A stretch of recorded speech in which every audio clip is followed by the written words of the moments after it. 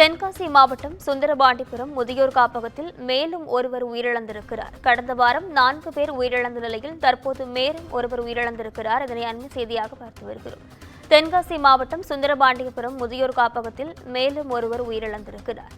அன்னை முதியோர் காப்பகத்தில் கடந்த வாரம் 4 முதியோர்கள் உயிரிழந்த நிலையில் தற்போது மேலும் ஒருவர் சிகிச்சையில் இருந்த ஒருவர் உயிரிழந்திருக்கிறார். முப்படாது என்ற முதியவர் தற்போது உயிரிழந்திருக்கிறார்.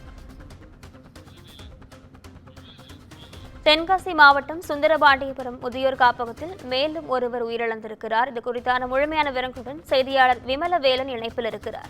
வணக்கம் விமலவேலன், காரணம் என்ன, பதிவு செய்யுங்க. வணக்கம் நிஷா. தென்காசி மாவட்டம் சுந்தரபாண்டிபுரம் பகுதியில் இருக்க கீழப்பாட்டா என்னும் ஊரில் செயல்பட்டு வந்த அன்னை முதியோர் இல்லத்தில் சுமார் 60க்கும் மேற்பட்ட முதியோர்கள் இருந்த நிலையில இந்த முதியோர் இல்லத்தில் கடந்த சில தினங்களுக்கு முன்பு உணவருந்திய பலருக்கு உணவு ஒவ்வாமை ஏற்பட்டது. அந்த உணவு ஒவ்வாமையால் உடல்நலம் பாதிக்கப்பட்டு வாந்தி மயக்கம் ஏற்பட்ட பலரை அன்னை இல்ல நிர்வாகத்தினர் சிகிச்சைக்காக தென்காசி அரசு மருத்துவமனையில் சேர்த்தனர். அங்கு அவர்களுக்கு தீவிர சிகிச்சை அளிக்கப்பட்டது.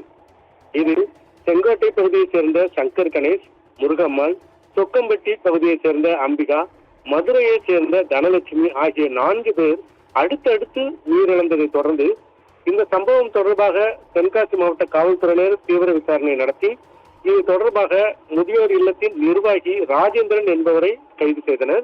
தொடர்ந்து அந்த முதியோர் இல்லத்திற்கு தென்காசி மாவட்ட கோட்டாட்சியர் லாவண்யா தலைமையில் அதிகாரிகள் மூடி சீல் வைத்தனர். இந்த நிலையில் அன்னை முதியோர் இல்லத்தில் இருந்து பாளை அரசு மருத்துவமனைக்கு சிகிச்சை பெற்று வந்த தென்காசியை அடுத்த இடைக்கால் பகுதியைச் சேர்ந்த 50 வயதான முப்படாது என்பவர் தற்போது சிகிச்சை பலனின்றி உயிரிழந்துள்ளார். இதனைத் தொடர்ந்து பலி எண்ணிக்கை 5ஆக உயர்ந்துள்ளது.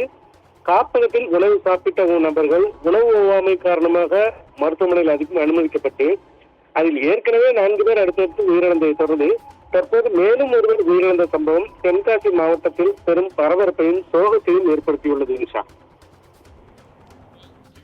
விமலவேலன், விவரங்களுக்கு நன்றி.